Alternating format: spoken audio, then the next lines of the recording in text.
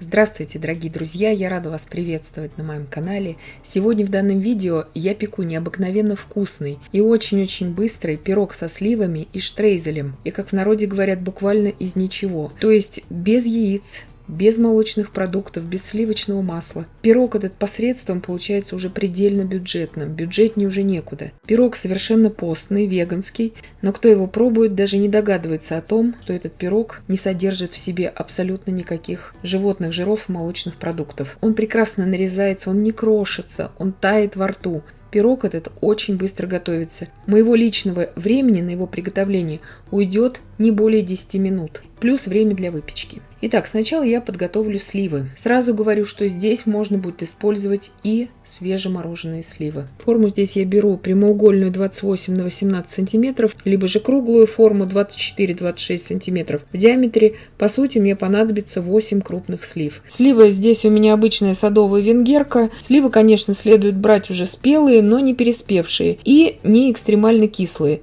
То есть они кисло-сладкие у меня эти сливы, и количество сахара, указанного в рецепте, рассчитано именно на кисло-сладкие уже спелые сливы. Итак, для теста я беру 280 мл воды обычной, 16 грамм ванильного сахара, щепотку соли, 240 грамм сахара. Все это просто я перемешиваю.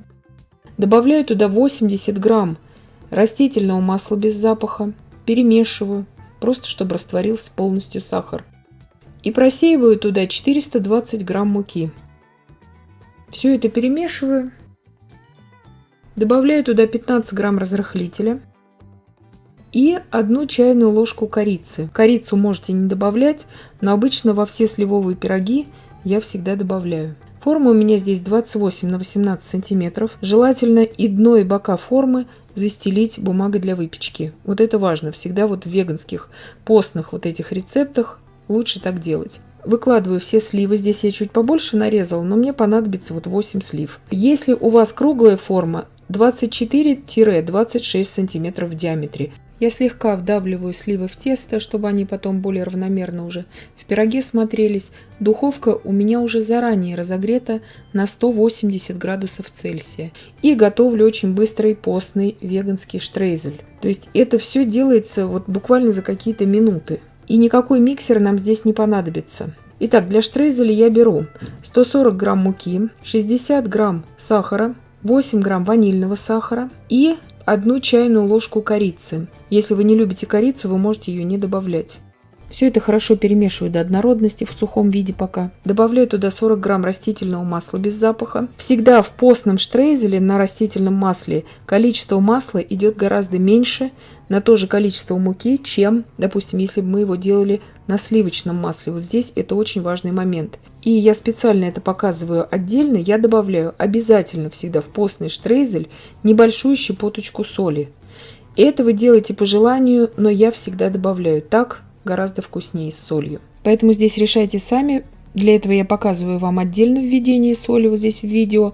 Обычно в сливочный штрейзель мы соль не добавляем. Но в постном варианте штрейзель с солью на вкус гораздо богаче получается, в разы. Выпекать я буду при температуре 180 градусов Цельсия. Режим вверх-вниз без конвекции примерно 1 час. По прошествии 40 минут выпекания я накрою фольгой и буду печь под фольгой еще 20 минут. Посыпаю здесь рубленым миндалем. У меня 50 грамм здесь миндаля. Вы можете любым орехом посыпать, можете вообще ничем не посыпать. Я обычно посыпаю миндалем. Очень вкусно. Убираю выпекаться. Итак, прошел у меня час. Пирог мой испекся. Он идеально ровный.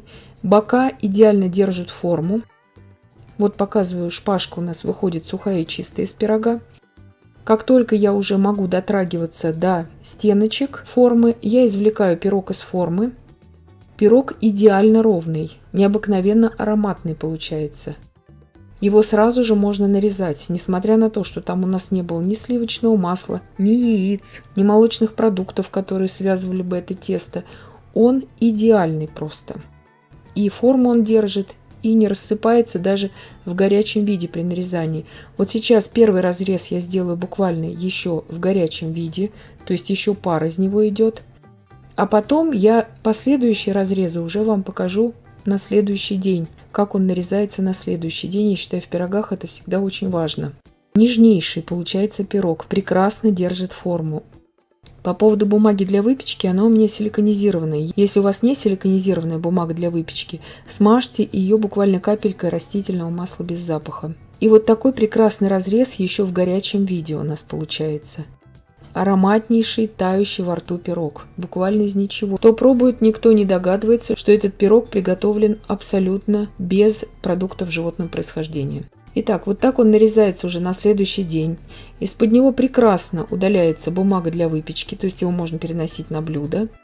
Вот такой шикарнейший разрез. Он ни в коем случае не клеклый, он весь пропеченный, он воздушный. Его также можно разогревать в микроволновой печи, и он будет горячим, кто любит в теплом виде. Вот такие пироги есть такие люди, я знаю. И он необыкновенно просто вкусный. Пирог получается в меру влажный, ни в коем случае не клеклый и в то же время не сухой. На следующий день пирог нарезается буквально на идеальнейшие кусочки, то есть его можно подавать даже как нарезные пирожные, допустим. Его можно с собой перевозить, и он идеально держит форму. Он не превращается в кашу, он прекрасно надламывается вилкой. Ароматнейший, нежнейший пирог. Цвет такой, это из-за корицы, естественно, но вы можете ее просто не добавлять. Вы можете туда щепотку куркумы добавить, она тоже не будет чувствоваться во вкусе, но будет такой красивый желтоватый оттенок. И я надеюсь, что видео было полезным и познавательным. Подписывайтесь на мой канал, ставьте лайки, пишите комментарии. Я всем желаю больших успехов и до встречи в новых видео.